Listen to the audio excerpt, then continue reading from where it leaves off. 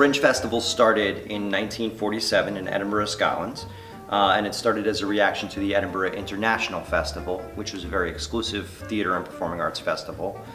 But there were producers that wanted to be involved that weren't allowed, and so those producers got together and said, we're going to start our own festival on the outskirts, or the fringe of the International Festival.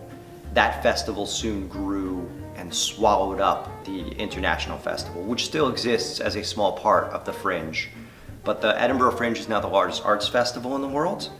In 1982, Alberta, Canada started the Edmonton Fringe Festival, and we had a few Orlandoans go to perform at the Edmonton Fringe and decided that they want to start a Fringe Festival here. So in 1992, Rick Kunst, Andy Anthony, and Terry Olson started the Orlando Fringe, and they based it on the Edmonton Fringe in Canada, which held the mandate of 100% unjuried, which means there's no curation, everything's selected through a lottery, 100% uncensored, which means that all the artist content is 100% theirs, 100% accessible, and which means the ticket prices are low, entrance fees are low for artists, and 100% of the ticket sales go back to the artist. And we have kept that model for all 20, now going into 28 years of Orlando Fringe. Are we ready to do this? We ready to do the show? I first learned about Orlando Fringe back in 1997 when my friend and fellow student at UCF, theater student Todd Kimbrough, came to me and said, there's this festival and it only costs $250 to be a part of, and we can produce whatever we want, and so let's do it. And so I was sort of dragged into it. And then my first exposure was not just, we got in, we started rehearsing and started doing a show, but getting out and seeing shows. The first show I saw at the Fringe was a David Henry Hwang one-act called Bondage. And then I went to see a group called the Oops Guys that were a cabaret duo. And both shows really were daring, gutsy, and like nothing I had ever seen before. And I was immediately hooked. I wanted to be a part of this thing that created this innovative, exciting, cutting-edge work.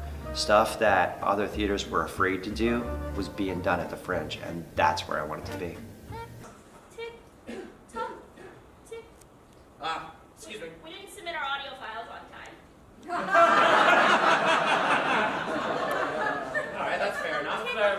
I produced, directed, acted, wrote shows for 15 years with Orlando Fringe, 17 shows in 15 years I did. And then in 2011 I was hired as the festival producer here, and I started, my first festival was 2012, and since I started with the Orlando Fringe, we have tripled the size of the organization and brought in about 150% more money back to artists. We've grown this festival into one of the largest and certainly best in the United States. Right. Yeah, okay. Yeah, good? Very good. Yeah, there we go. Thanks. Oh, wow, a whole $20. That's the most I ever made in a Fringe show. Fringe gave me an opportunity as a young artist. I was a college student at UCF, and some friends of mine and we decided to produce something, because when you're in educational theater, you're waiting for that cast list to go up at the beginning of the semester and see what they decide to put you in. It depends on what shows they decide to do, so that you're at the mercy of someone else's whims. Whereas with the Fringe, we were able to produce the content that we wanted to create and do it our own way and do it ourselves, and it was a really exciting thing. We charged $3 a ticket for our first show that we did, a show called The Zombie Doorman, and we ended up being top seller in our venue and just getting hooked. Fringe helped show me the way to be able to produce work myself, so that I wasn't waiting around for someone else to decide that they wanted to use me in something. If I wanted to play a role, I produced the show and I played it. It was a really amazing opportunity to just be able to express ourselves creatively on our own and make the money from that. It's sort of been the blueprint for my career. was hotter than a Mike Marinaccio contemplating physical labor while prepping for the Orlando Fringe. Every year, there's a moment where I cry. Okay, I cry at least once a Fringe, and it's almost always of joy. Last year, I ran into some artists that were in from New York. They said, "Where are you going?" I said, "I'm just gonna pop my head in on this show over here with a group of older folks. They're senior citizens. They come from Orlando Lutheran Towers. They're a group called the Downtowners. And they're between ages 75 and 103, and they sing songs that I'm gonna go pop in. Do you wanna come?"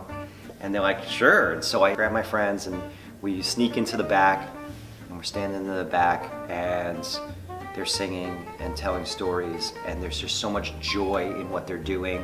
They bring up Midge, who's 96 years old, to sing a solo.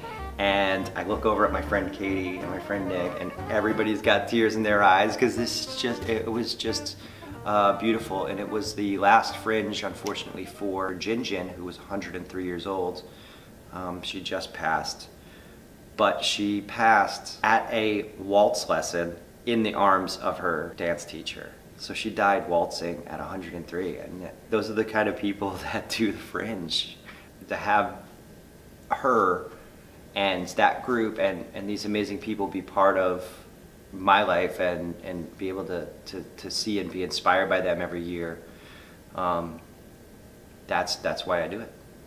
So I was a big-time Fringe star. And I mean big. I mean, I'm the kind of person that gets cast in 2 Fringe shows.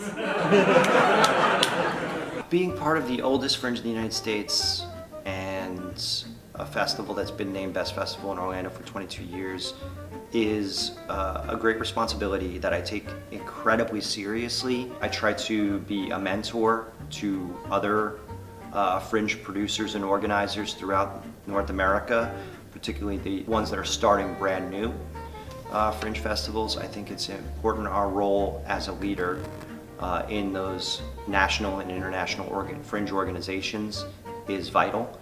And then in terms of Orlando and Central Florida and having that moniker of Best Festival, I think it's just something that we try to live up to every year and try to outdo ourselves every year. For the 2019 Orlando Fringe, I want to set some more records. Last year we set a record for number of sold out shows with 147. I want to top that. My big goal has always been $500,000 back to artists. That's something that we're going to keep pushing for this year. I think if you're not trying to improve upon your previous years and you get complacent, that's the beginning of the end. And so if I ever get complacent, that'll be the day that I resign from Orlando Fringe. So you guys ready to see the show? All right, ladies and gentlemen, sit back, relax, or cling to your seat in terror with The Exorcist, the power of Fringe compels you.